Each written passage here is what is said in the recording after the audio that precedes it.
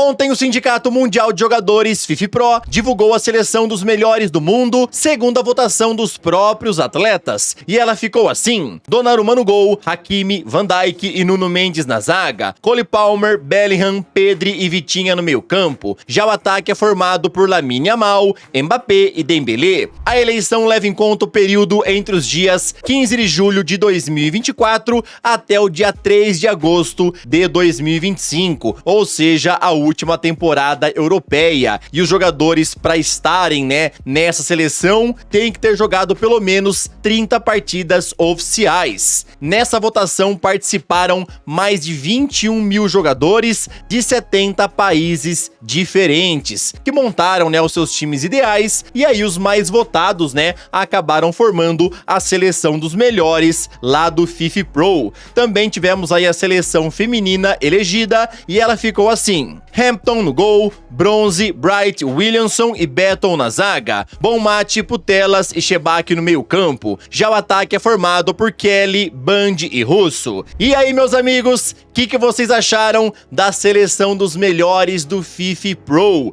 Você mudaria algum atleta? Comenta aí, tá bom? Eu sou o Todd e seja muito bem-vindo para mais um vídeo aqui no canal, onde eu vou te contar sobre bastante coisa interessante. E inclusive queria te lembrar que hoje temos Liga dos Campeões com vários jogos interessantes. Slavia Praga pega o Arsenal, Napoli enfrenta o Frankfurt, Liverpool pega o Real Madrid, Paris Saint-Germain enfrenta o Bayern de Munique, Juventus joga contra o Sporting, Atlético de Madrid pega o Gilloise, Tottenham enfrenta o Copenhague, Olympiacos pega o PSV e Bodo Glimt enfrenta o Mônaco. Com certeza aqui dos jogos mais interessantes, temos aí Liverpool e Real Madrid e também Paris Saint-Germain contra Bayern de Munique. Na tua opinião, quem vai sair vitorioso de cada um desses duelos? Comenta aí, tá bom? E agora, sem mais enrolações, solta a intro!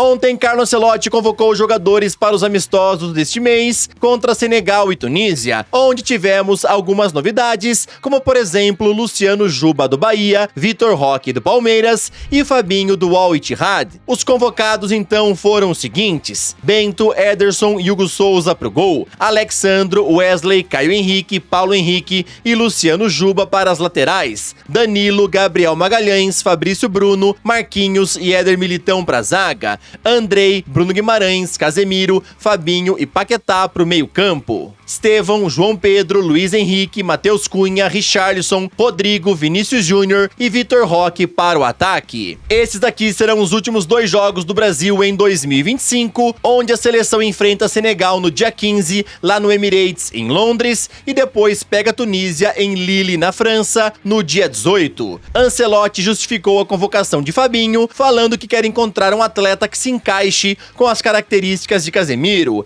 E sobre o retorno de Fabrício Bruno após os seus erros contra o Japão, Ancelotti falou que confia em suas qualidades e por isso lhe deu mais uma chance. Meus amigos, o que vocês acharam da convocatória do Carlo Ancelotti? Gostaram aí das novidades, Vitor Roque, Luciano Juba, o Fabinho? O que você achou aí da nova chance para o Fabrício Bruno? E eu não sei porque o Richarlison continua sendo convocado, tá? O cara não tá jogando nada no Tottenham já faz um bom tempo, mas em toda convocatória ele aparece. Na coletiva, o técnico Carlo Ancelotti foi questionado sobre os convocados do Palmeiras e Flamengo, que vão disputar a final da Libertadores no dia 29 e também disputam diretamente o título do Brasileirão nesta reta final de temporada. Conhecemos o calendário, mas acredito que a prioridade hoje é a seleção brasileira, então chamamos jogadores que acho que podem ajudar a seleção brasileira nestes dois jogos, jogadores do Flamengo e o Vitor Roque do Palmeiras. Ancelotti também comentou que se Pedro Ronaldo não estivesse machucado, poderia tê-lo convocado e falou que ainda não fechou as portas para novos testes.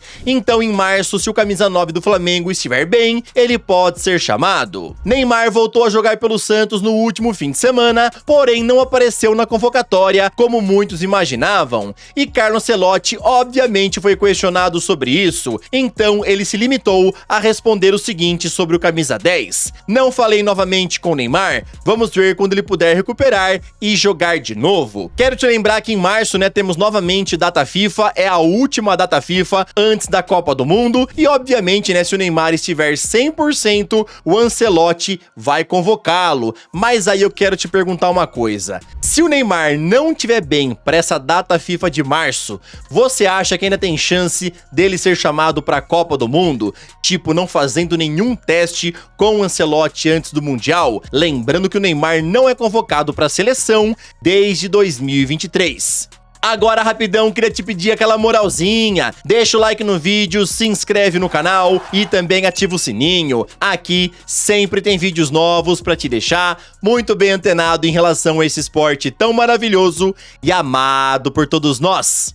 Se você tá aqui é porque com certeza você ama futebol e eu quero te contar aonde é que eu faço as minhas apostas esportivas, que é lá na Blaze, plataforma somente para maiores de 18 anos e onde você sempre tem que jogar com muita responsabilidade. Lembrando que aqui na Blaze tem odds ao vivo o tempo inteiro e a navegação é bem fácil e prática. Aqui tem vários campeonatos, tem Brasileirão Série A, Série B, tem também Liga dos Campeões e outros esportes também, tá bom? Eu tô de olho na rodada do Brasileirão, onde teremos clássico cearense e por isso que eu vou colocar ambas marcam nesse confronto entre Ceará e Fortaleza e vou juntar com a vitória do Palmeiras em cima do Santos. Pronto, a minha aposta está feita. Clica no link do primeiro comentário fixado para você ir lá conhecer a Blaze e fazer as suas apostas nos seus jogos favoritos. A rivalidade entre Cristiano Ronaldo e Lionel Messi ainda continua muito viva. Inclusive, o Robozão deu entrevista a Piers Morgan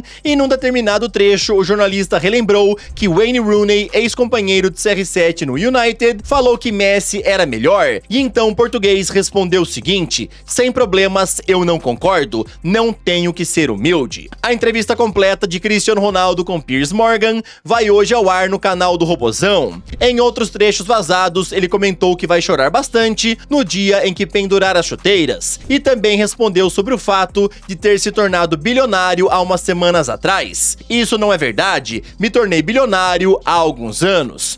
Foi o que respondeu o português, dando bastante risada. Nessa entrevista, o jornalista promete abordar vários outros temas bem interessantes, como por exemplo o casamento com Georgina Rodrigues e também um papo aí sobre a sua saída do Manchester às vésperas da Copa do Mundo de 2022. Marcus Rashford se reencontrou com seu bom futebol no Barcelona e vem sendo um dos destaques da equipe neste começo de temporada, tomando 13 participações em gols em 14 partidas, tendo um total de 6 gols e 7 assistências. Barcelona já definiu que vai comprá-lo em definitivo ano que vem, porém o grande problema é o salário. Para quem não sabe, quando ele renovou o contrato com o Manchester em 2023, Rashford passou a ser o mais bem pago da Premier League, recebendo 40 milhões de euros anuais. E o Barcelona não vai pagar isso de jeito nenhum. Então agora trabalha para convencê-lo a aceitar uma bela redução salarial para assinar contrato definitivo ano que vem. Lembrando a vocês que a equipe da Catalunha tem a opção de compra fixada em contrato de 30 milhões de euros. E esse valor é visto como uma barganha por Rashford.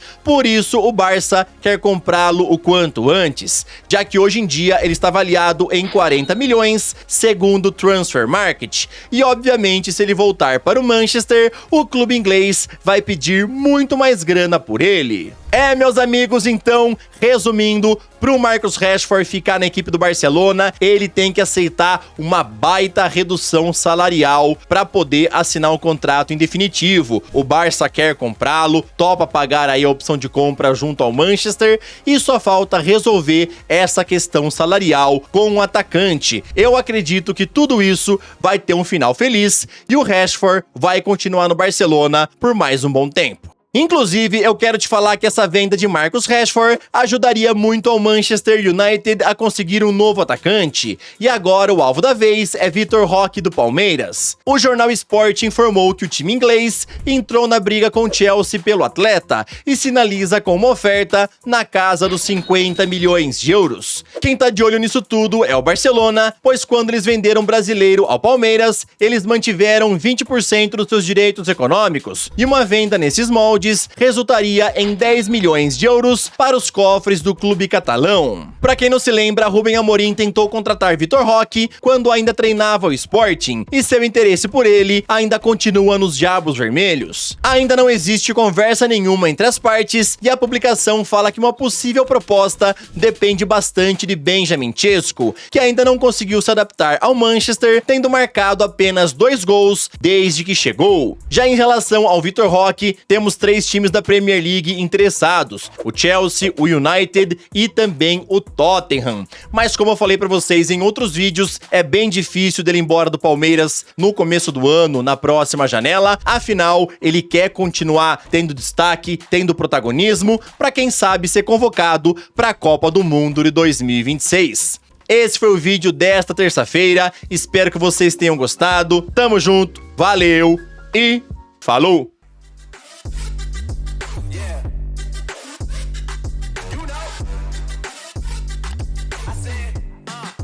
Damn, it's gonna be a long night.